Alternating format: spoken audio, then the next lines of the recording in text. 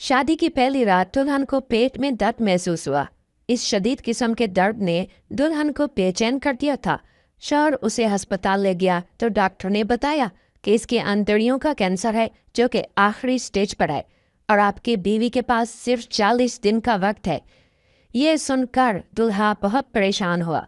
शादी के बाद उसने जो ख्वाब देखे थे वो सारे चकनाचूर हो चुके थे।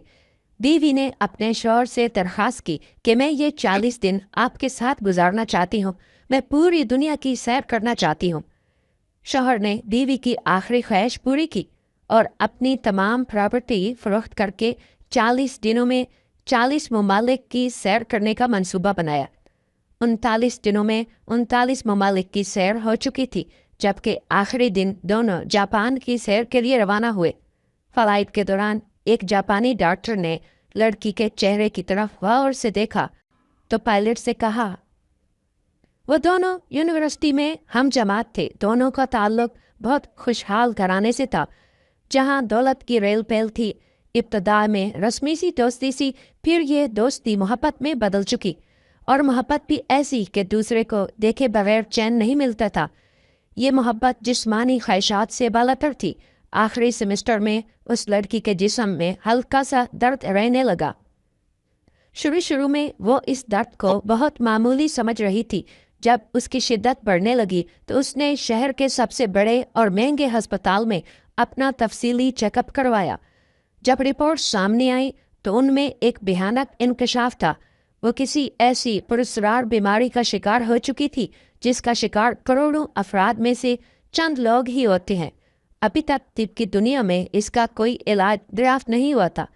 ये बीमारी आहिस्ता आहिस्ता और कभी कभार तेजी से मरीज को मौत की तरफ ले जाती थी। इस मर्ज में मरीज का दर्द आहिस्ता आहिस्ता बढ़ता था और डॉक्टर सिर्फ दर्द को कम करने की दवा दे सकते थे। उसके अलावा ये मरीज की कोई मदद नहीं कर सकते थे, जबकि ये बीमारी आखिरी स्टेज पर थी। उसके घर वालों ने एहतियात के तौर पर शहर के 2-3 मशहूर डॉक्टर से रुजू किया, लेकिन कोई अच्छी खबर न आई। शाहीन को आंतड़ियों का कैंसर था, जो कि अपनी आखिरी स्टेज पर था। डॉक्टर शाहीन पर नाराज भी हुए कि अगर आपको इस किस्म का दर्द पहले महसूस होता था तब आपने डॉक्टर से रुजू क्यों ना किया। शाहीन ने यही जवाब दिया कि ये मामूली नौयत का दर्द था, जो कि पेन किलर से ठीक हो जाता था। अभी तक इस लड़की ने अपनी बीमारी के बाबत अपने महबूब को नहीं बताया। वो इस किस्म का उसे दुख नहीं देना चाहती थी, लेकिन अब कोई और चारा भी नहीं था। एक दिन उसने अपने महबूब को शाम के वक्त एक कैफे में बुलाया। दोनों मुकर्ररा वक्त पर पहुंच गए। अब उस लड़की ने तमाम सूरत हाल से प्यार करने वाले को आगाह किया। ये खबर सुनकर गोया आसमान उसके सर पर टूट पड़ा था। वो बिल्कुल गुमसुम हो चुका था। लफ्जों ने उसका साथ छोड़ दिया। उसकी समझ में नहीं आ रहा था कि अचानक ये क्या हुआ। वो ख्वाब जो दोनों ने मिलकर अपनी जिंदगी के बारे में देखे थे, सब चकनाचूर हो चुके थे। दोनों बस एक दूसरे के हाथों में हाथ डाले गुमसुम बैठे थे। लड़की आंखों से आंसू रवां थे और जब्त के बावजूद लड़के की आंखों से भी आंसू झलकने को तैयार थे। उस लड़की ने अपने महबूब से कहा कि उसकी सबसे बड़ी ख्वाहिश यही थी कि वो उसके साथ दुनिया के चंद तारीखी मकामात की सैर करे, खासकर मोहब्बत की यादगार ताजमहल पर उसके साथ कुछ वक्त गुजारे। डॉक्टरों के मुताबिक शाहीन के पास सिर्फ 40 दिन का वक्त था, और ये 40 दिन वो अपने शौहर के साथ पूरी दुनिया में घूमना चाहती थी। दुनिया के ख़ास ममालिक में तारीखी मकामात की सैर करना चाह रही थी, और उसने अपनी इस ख्वाहिश का इजहार अपने शौहर के सामने भी किया। सुहेल के लिए ये बहुत बड़ी खबर थी। जब उसे इस बात का इल्म हुआ कि वो अपनी बीवी से जुदा होने वाला है और उसके पास सिर्फ 40 दिन का वक्त है, अब सब कुछ ख़त्म हो रहा था। उस लड़के ने कोशिश करके उसकी ये तमन्ना पूरी की। दोनों घरानों में पैसे की कमी नहीं थे। दोनों के घर वाले भी लड़की की इस ख्वाहिश को पूरा करने के लिए अपने वसाइल खर्च करने से गुरेज़ा भी नहीं कर रहे थे। अभी दहशतगर्दी की वो दुनिया को अजाब में मुब्तला करने वाले हालात नहीं थे। दीगर ममालिक के वीज़ों का हसूल मुश्किल भी नहीं था। सबसे पहले उन्होंने हिंदुस्तान का दौरा किया।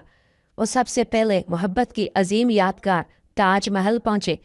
कई घंटे एक दूसरे के हाथों में हाथ डाले ताजमहल को तकते रहे। साथ ही वो तारीख के झरोकों में झांकते रहे।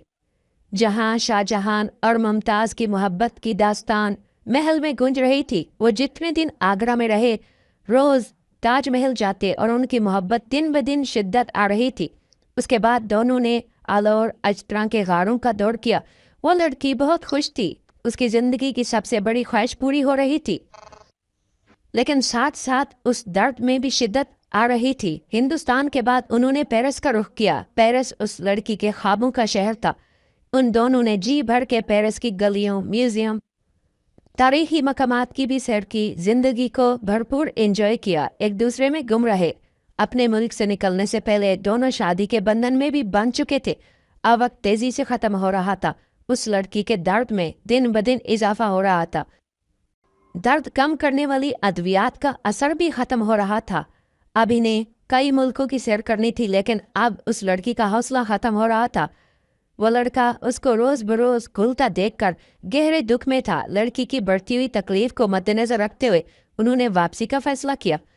वो 39 ममालिक की सैर कर चुके थे। अब लड़की की ख्वाहिश के मुताबिक वो दोनों जापान के शहर टोक्यो जा रहे थे। फ्लाइट के दौरान ही लड़की की तबीयत अचानक खराब हो गई।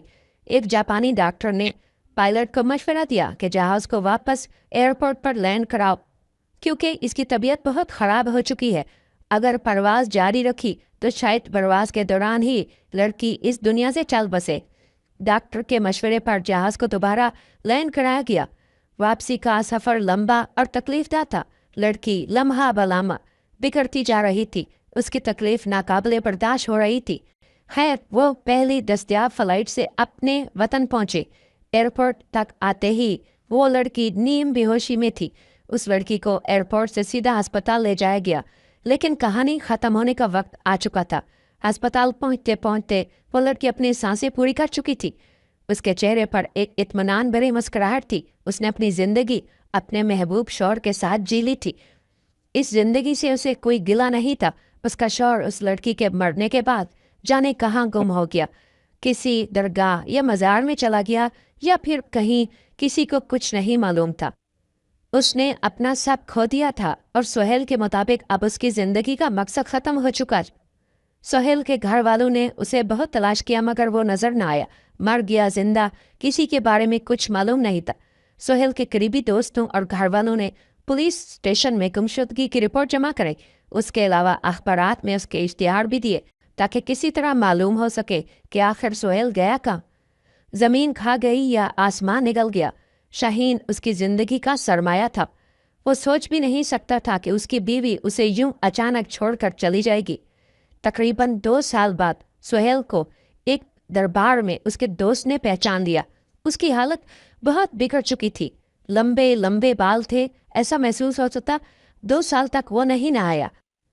लंबे बालों के अलावा उसकी दाढ़ी भी काफ़ी लंबी थी, मगर उसके दोस्त ने उसे पहचान लिया। उसके घर वालों को इतला दी। बाद में सोहेल को घर लाया गया। सोहेल के वालिदैन, खसूसन उसकी माँ, अपने बेटे को देखकर बहुत खुश हुई, क्योंकि वो अपने बेटे के गम में दिन ब दिन कमज़ोर होती जा रही थी। वो बीमार पड़ गई थी, लेकिन सोहेल को देखते ही उसकी सांसें बहाल होना शुरू हो गई। सोहेल के वालिदैन उसको शादी करने पर मजबूर कर रहे थे, लेकिन सोहेल के बकौल मैं शादी के लिए दिमागी तौर और दिली तौर पर बिल्कुल तैयार नहीं हूँ। शाहीन के जाने के बाद मेरी ज़िंदगी उजड़ चुकी थी, मगर वालिदैन के इसरार पर मैंने दूसरी शादी की और मेरी ज़िंदगी में आफिया आई, जो कि खुशकिस्मती से अच्छी लड़की थी। मेरे गमों को समझती थी, इस बात से वाकिफ़ थी कि मैं 2 साल तक घर से दूर रहा, भेस बदल कर दरबार पर पड़ा रहा। शादी के 5 साल बाद अल्लाह ताला ने हमें बेटी अता की। पूरा ख़ानदान, ख़ास तौर पर मेरी बीवी आफिया, बहुत खुश थी, क्योंकि हम तो यही समझ रहे थे कि सारी ज़िंदगी बे औलाद रहेंगे, लेकिन अल्लाह ने अपना करम किया। औलाद ना होने की वजह से मेरी माँ परेशान थी और आफिया के साथ रवैया भी उसका ठीक नहीं था, लेकिन अब बेटी पैदा हो जाने की वजह से उसका रवैया ठीक हो गया। हमारे घर के हालात तो ठीक थे, लेकिन पड़ोसियों के हालात वैसे के वैसे। अब भी वो लड़ते झगड़ते थे, क्योंकि हमारे पड़ोसी भी हमारी तरह बे औलाद थे। मेरा दोस्त नवीद और उसकी बीवी हमारे पड़ोस में रहते थे। उनके हालात भी लगभग हमारे जैसे थे। शादी के 6 साल गुजर जाने के बावजूद औलाद नहीं थी। खैर, नवीद की माँ वफात पा चुकी थी और सास बहू का झगड़ा तो नहीं था। बस नवीद और उसकी बीवी ही थे जो आपस में कभी कभी झगड़ जाते थे, लेकिन मसला हमारे घर में था क्योंकि औलाद ना होने की वजह से माँ का रवैया आफिया के साथ ठीक नहीं था। माँ के लिहाज से शादी के कुछ माह बाद बीवी उम्मीद से हो जाती है और शादी की पहली सालगिरह पर 1.5 माह का बच्चा होना चाहिए। माँ के नज़दीक मर्द में कोई बीमारी नहीं हो सकती, सारा मसला औरत के साथ होता है। इसी तरह के ख्यालात मेरी माँ रखती थी, जिनकी वजह से मैं काफ़ी परेशान था। माँ के अदब में बेअदबी नहीं कर सकता था। खैर, अब बेटी पैदा होने पर माँ काफ़ी खुश थी। उसने मुझे कुछ पैसे दिए कि गरीब लोगों में तकसीम करो। मैंने मुस्कुरा कर कहा कि अभी गरीब तो मैं होने वाला हूँ, क्योंकि आप मेरा काफ़ी खर्च होगा। ये सुनकर उसने कहा कि ऐसी बातें मुंह से ना निकालो, अल्लाह का दिया हुआ हमारे पास सब कुछ है, बस औलाद की कमी थी।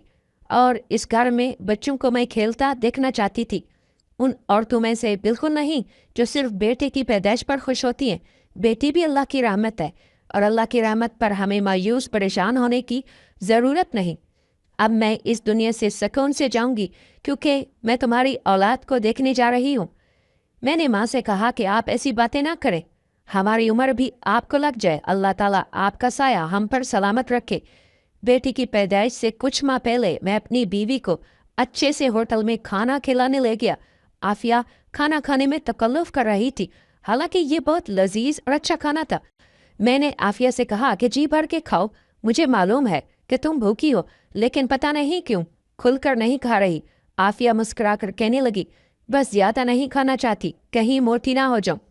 औलाद की पैदाइश के बाद औरत वैसे ही मोटी हो जाती है, और अगर मैं मोटी हो गई तो फिर कहीं आपका दिल मुझसे भर ना जाए।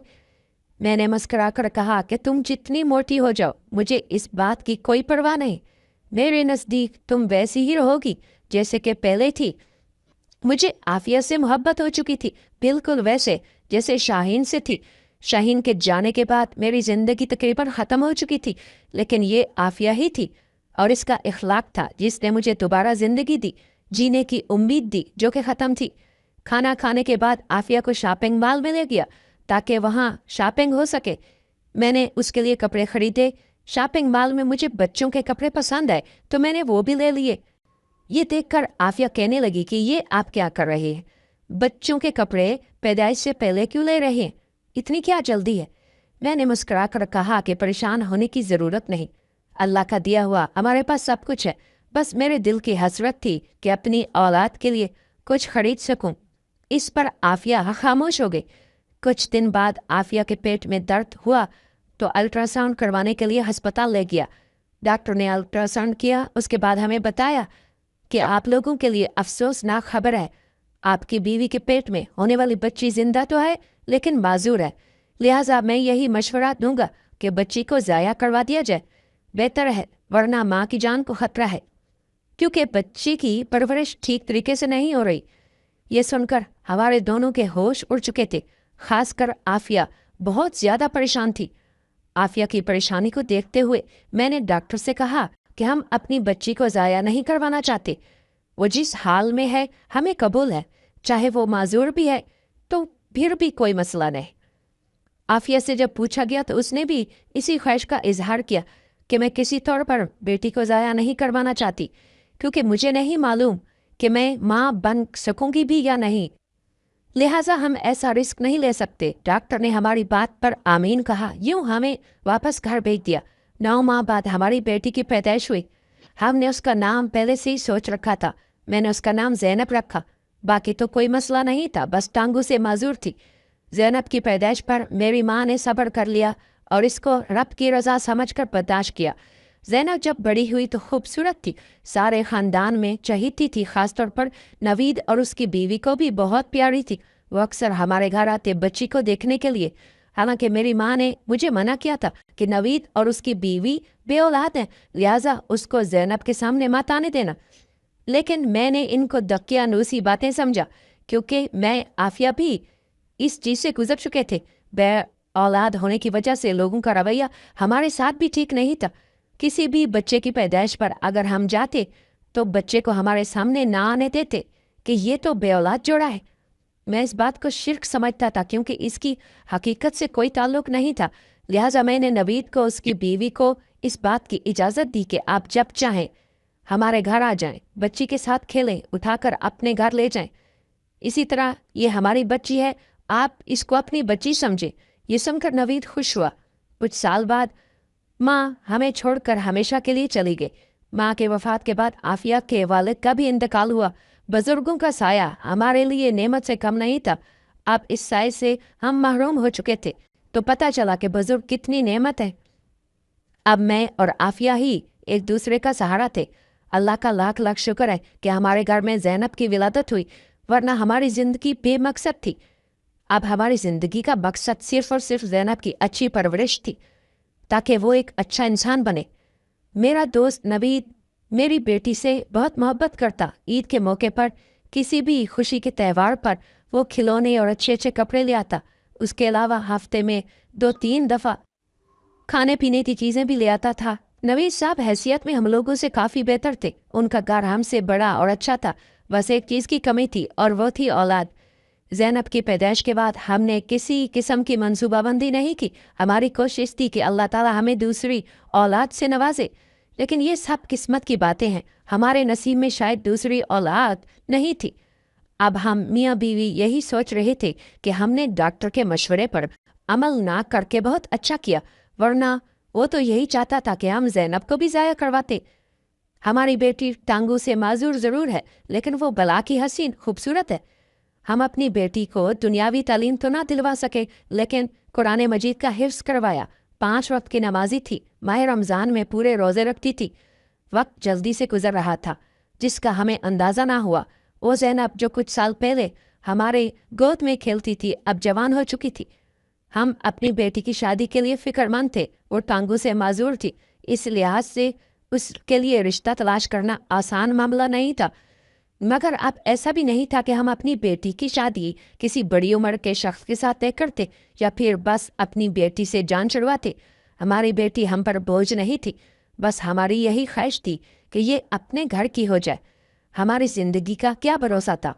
हमारे गुजर जाने के बाद कोई हो जो हमारी बेटी का ख्याल रखे, उसका सहारा बने, उससे मोहब्बत करे, बस यही हमारी ख्वाहिश थी।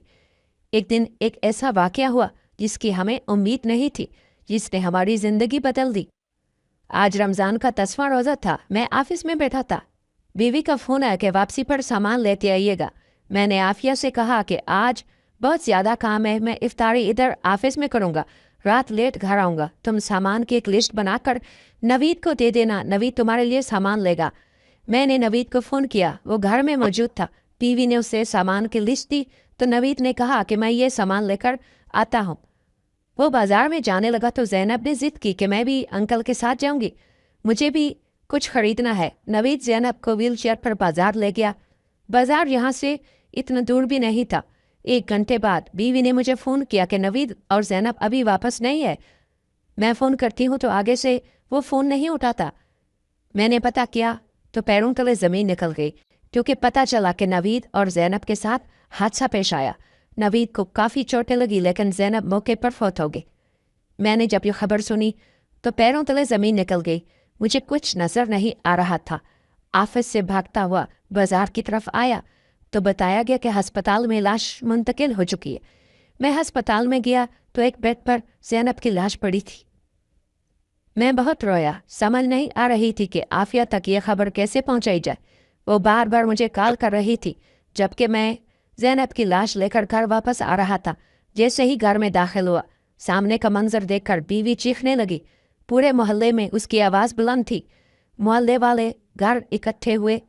नवीद को काफ़ी चोटें लगी थी, लेकिन पैरों पर खड़ा था। मेरी बेटी को गुस्ल दिया गया तो गुस्ल देने वाली औरत ने कहा कि ज़ैनब के जिस्म पर खराशों के निशान है। ऐसे लग रहा है किसी ने इसके साथ ज़बरदस्ती की हो। लेकिन मैंने उस औरत की बात पर गौर नहीं किया। सोचा कि रोड एक्सीडेंट में भी ऐसी खराशी आ सकती हैं। उस औरत को कोई गलत फहमी है। मैं अपने हाथों से अपनी बेटी को दफन करके वापस आया तो नवीद की बीवी ने हमें बताया कि आफिया अजीबोगरीब बातें कर रही है, कभी हंसती है तो कभी रोती। मैंने देखा कि आफिया के बाल बिखरे थे, उसकी हालत अजीब थी। ऐसा लग रहा था कि ज़हनी तवाज़ुन खो बैठी है।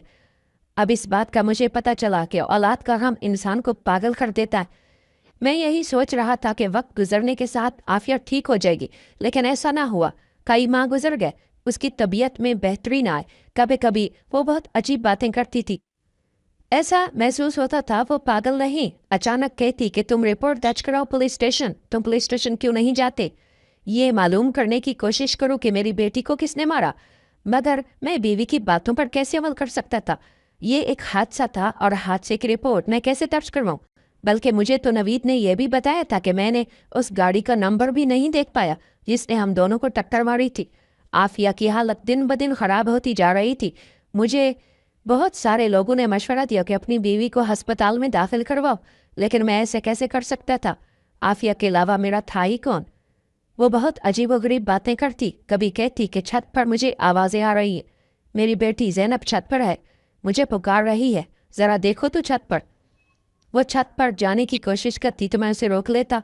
मैं बार बार उससे यही कहता कि अपने आप को संभालो, हमारी बेटी इस दुनिया में नहीं।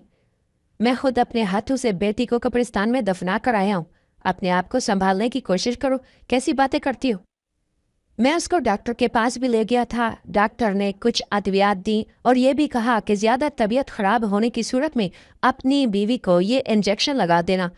अब जब भी आफिया की तबीयत ज़्यादा ख़राब होती तो मैं उसे नींद का इंजेक्शन लगा देता था, मगर नींद से बेदार होने के बाद बार बार यही कहती कि आप एक दफ़ा छत पर जाकर देखें, सही आवाज़ें कैसी आ रही हैं। मैंने उसे बताया कि ये बिल्लियों की आवाज़ें हैं जो छत पर फिरती हैं, और अब तुम इस बात को तस्लीम कर ही लो।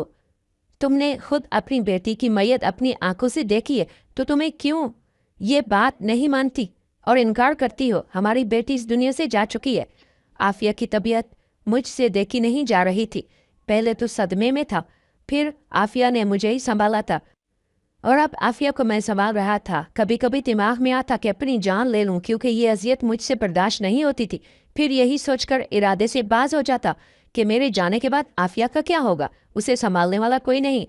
एक रात अचानक आफिया की तबीयत खराब हुई तो मैंने अपनी बीवी को नींद का इंजेक्शन लगाया। मेरी बीवी सो गई। उसके बाद मैं सोने लगा तो छत पर कुछ आवाज़ें आना शुरू हुई। मैंने गौर किया तो ज़ैनब की जैसी आवाज़ें आ रही हैं। ये बात मुझे हजम ना हुई। मैं पसीने से शराबूर हो चुका था। बार बार अपने कानों में उंगलियां मारता कि कहीं मेरा वहम ना हो, मगर कुछ न कुछ ज़रूर था। किसी की आवाज़ तो ज़रूर थी। मैंने हिम्मत करके छत पर चढ़ना शुरू किया। जैसे ही छत पर पहुंचा तो सामने वाला मंजर बहुत इबरतनाक था। आंखें पटी की पटी रह गई।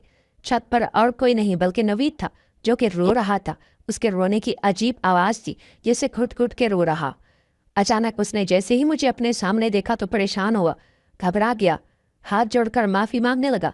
मेरे कदमों में गिरकर कहने लगा कि मुझे माफ़ कर दो, ज़ैनब से कहो कि वो भी मुझे माफ़ कर दे। उसकी ये बात सुनकर हैरान हुआ। कहा, नवीद साहब, आप कैसी ही बेकी बेकी बातें कर रहे हैं? आपने ऐसा क्या किया? वो एक हादसा था जिसमें आपका कोई कसूर नहीं, बस ये किस्मत की बातें हैं। उसके बाद मैं नवीद को नीचे अपने कमरे में ले आया। बीवी सो रही थी तो दूसरे कमरे में उसके साथ बैठा उसे ठंडा पानी पेश किया, लेकिन उसने पानी पीने से इनकार किया। बार बार यही कह रहा था कि मुझे माफ़ कर देना, ज़ैनब इधर है, वो बार बार मेरे ख्वाबों में आती है, वो छत पर है, अगर तुमने मुझे माफ़ ना किया तो मैं ज़िंदा नहीं रहूँगा। अब उसकी बातें मुझे अजीब लग रही थी। मैंने उससे पूछा कि क्या बात है, खुलकर बात करो। कहने लगा, मुझसे बहुत बड़ी गलती हुई, मैं बहक गया था। इसी छत पर मैंने ज़ैनब को ज़बरदस्ती ज़्यादती का निशाना बनाया, जब उसके हाथ पांव बांधे थे और मुंह पे पट्टी थी ताकि चीखों की आवाज़ कोई सुन ना पाए। उसके बाद बड़ी ही चालाकी से गाड़ी में डालकर उसे बाजार ले गया। वो मर तो पहले चुकी थी, लेकिन मैंने एक ढोंग रचाया, इसको हादसा पेश किया, झूठ मूठ की चोटें खुद को लगाई ताकि किसी को शक ना हो, सब यही समझे कि ये महज हादसा था। मेरे दोस्त, मुझे माफ़ कर दो, मुझसे बहुत बड़ी गलती हुई, मैं बहक गया था, मुझे कुछ समझ ना आया। वो मुझसे माफ़ी मांग लेगा तो मैंने उसे धक्का दिया, मुझसे दूर हो जाओ, मेरी बेटी के कातिल हो। पहले मैंने उसकी खूब पिटाई की, उसके बाद पुलिस स्टेशन फ़ोन किया। पुलिस उसे पकड़कर ले गई। आज वो जेल की सलाखों के पीछे है। नवीद ने अपने जुर्म का भी इकरार कर लिया है। आफिया जैसे ही नींद से बेदार हुई तो मैंने उसे सारी तफसील बताया। उसे अपने कानों पर यकीन न आया। वो ऐसा सोच भी नहीं सकती थी, लेकिन अब बार बार यही कह रही थी कि मेरी बेटी के कातिल को माफ़ नहीं करना। मैं उससे फांसी के फंदे पर लटकता हुआ देखना चाहती हूँ। نوید کی بیوی فوزیہ بھی یہی چاہتی ہے کہ اس کے شوہر کو سزائے موت ہو اور بار بار یہی کہتی ہے کہ مجھے اپنے شوہر کے ارادوں کا بالکل پتہ نہیں تھا، ورنہ میں کبھی اسے زینب کے قریب تک نہ بھٹکنے دیتی۔ میں تو یہی سمجھتی تھی کہ اسے اپنی بیٹی سمجھتا ہے، لیکن اس کے اندر تو شیطان تھا۔ فوزیہ کی وجہ سے میں بھی پریشان ہوں کہ وہ اب اکیلی ہے۔ میں اسے اپنی بہن سمجھتا ہوں اور اب وہ ہمارے ساتھ رہتی ہے۔ بس اب ہماری زندگی کا یہی مقصد ہے کہ نوید کو جلد سے جلد سزائے موت ہو جائے تاکہ میرے کلیجے کو ٹھنڈ پہنچے۔